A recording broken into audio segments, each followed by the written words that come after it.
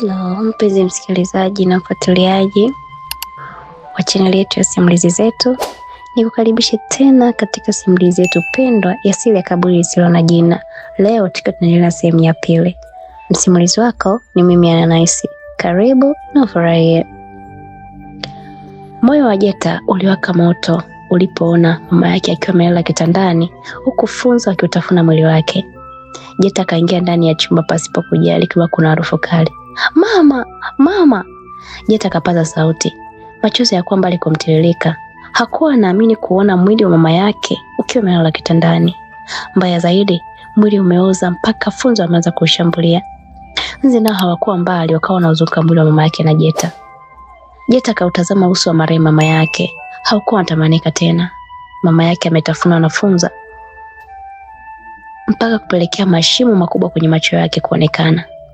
Mwili umebakia mifupa na nyama kadhaa zilizooza. Mama, kwa nini imekuwa hivi mama? Mimi nitaishi vipi mama yangu? Wewe ndiye pekee uliyebaki baada ya baba kututoka.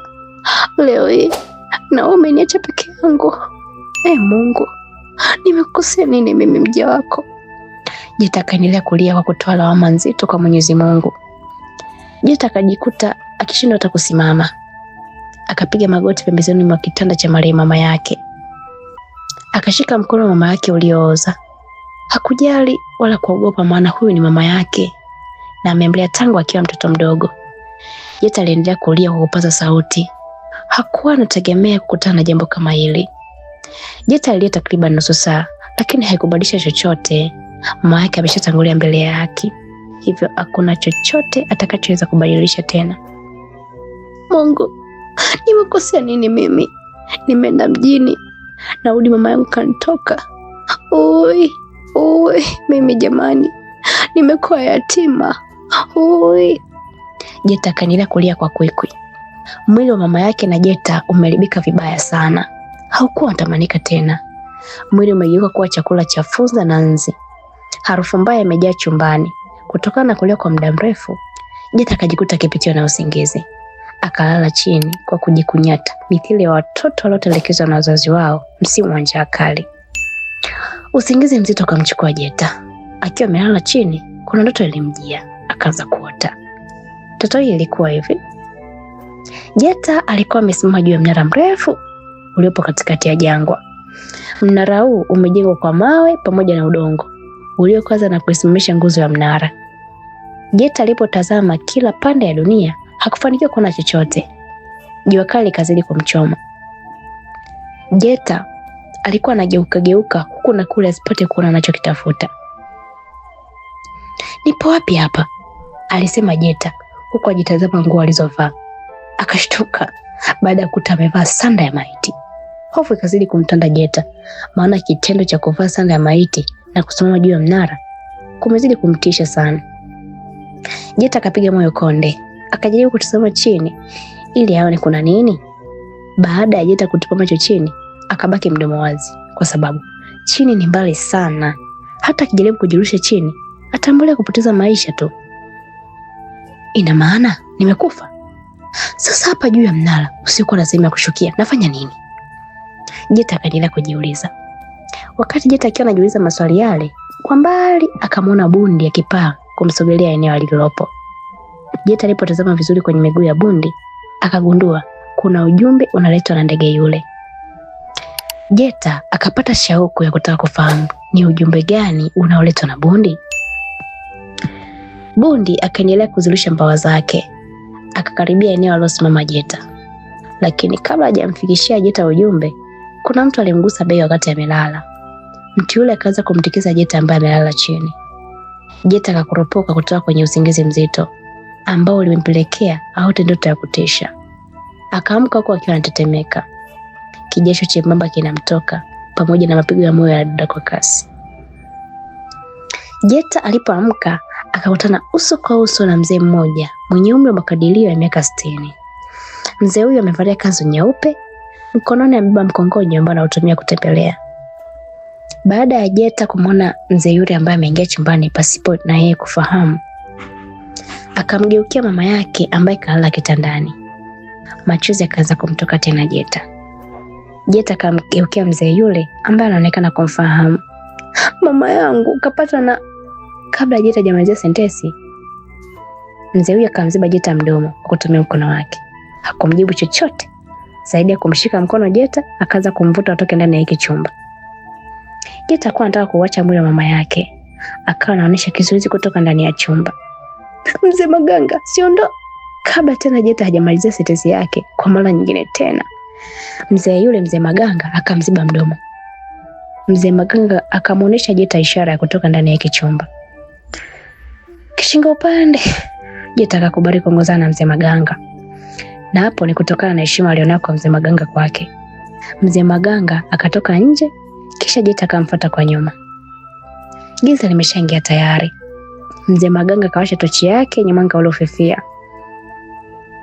Mzee Maganga akageuka nyuma, akampatia Jeta ishara ya kuondoka eneo hili. Jeta akatia alichoambiwa na mzee Maganga, wakaondoka na kuongozana pamoja. Jeta alikuwa anamfuata mzee Maganga ambaye katangulia mbele akiwa na tochi. Jeta aliendelea kushangaa, kwani kijiji kimepoa sana. Hakuna tena zile kelele na ngoma wanazopenda kuimba na kijiji kila siku usiku.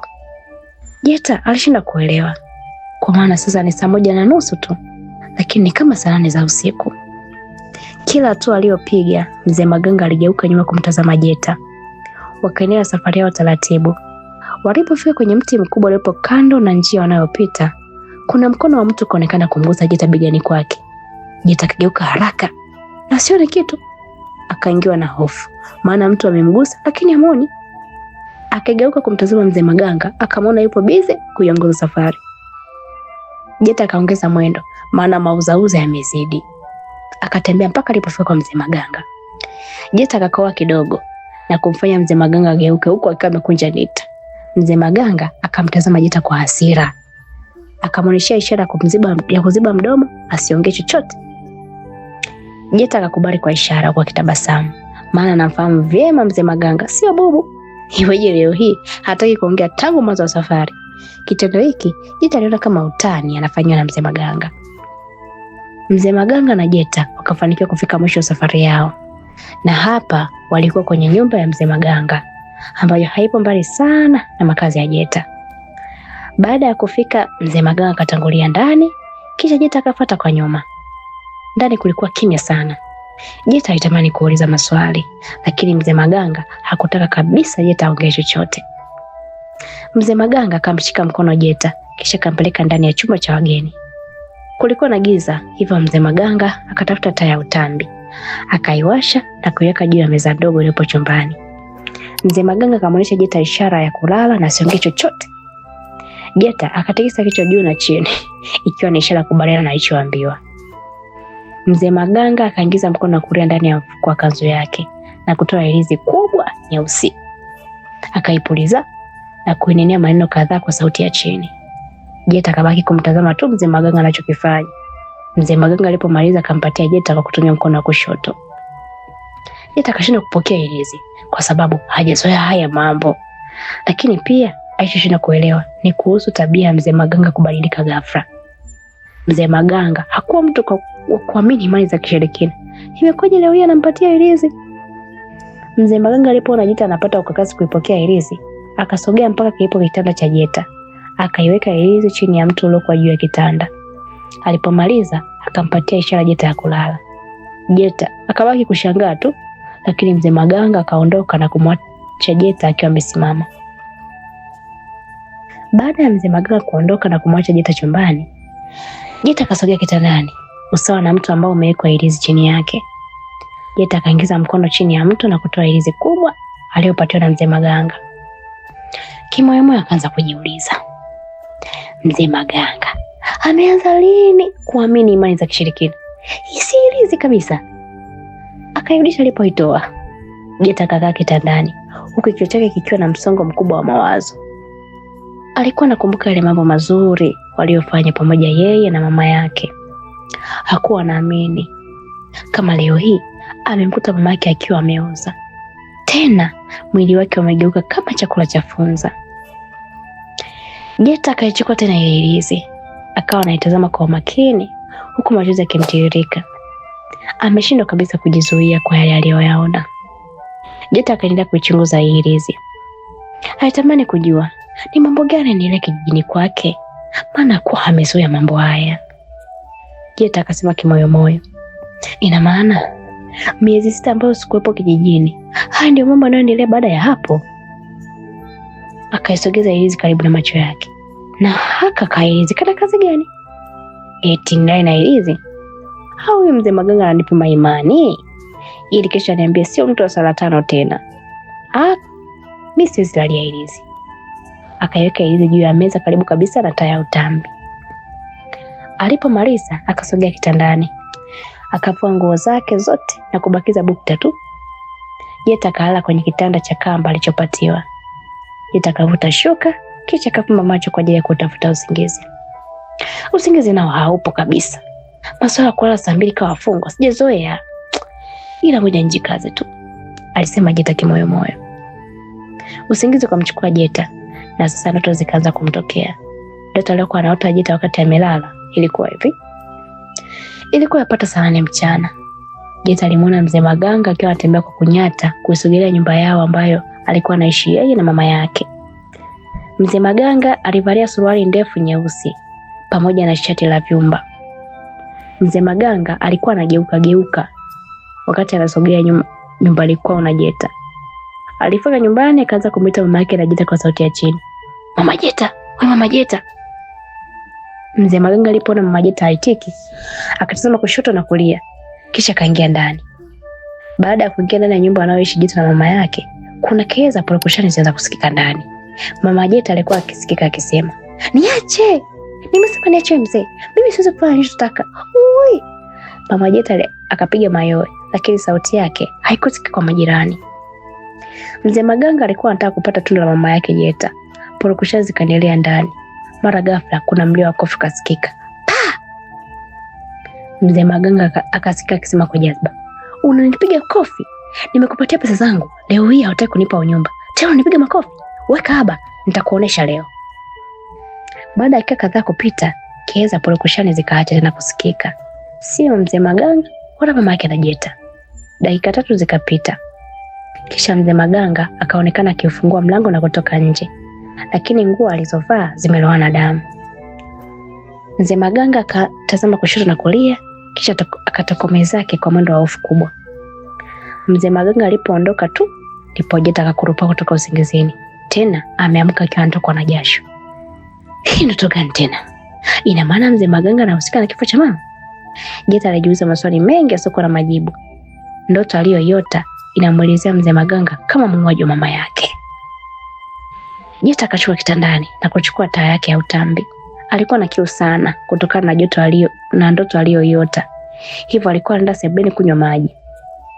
Jeta akafungua mlango na kutoka mpaka sebuleni ambako kuna mtungi wa maji. Jeta akasogea mpaka ulipo mtungi, akachukua kikombe huku akishusha pumzi nzito. Akaiweka taa chini kabla ya kufungua mfuniko wa mtungi. Jeta akafungua mtungi na kuchota maji. Wakati anachota maji, hakuwa anatazama maana alikuwa na mawazo lukuki. Akachota maji na kuasogeza mdomoni. Ilikuwa kama bahati tu kwake.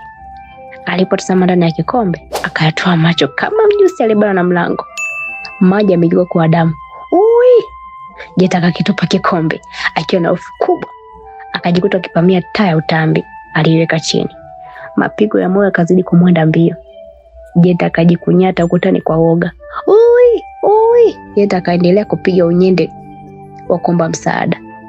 Kitendo cha kuona damu nzito ikiwa ndani ya kikombe cha maji imemfanya kuchanganyikiwa.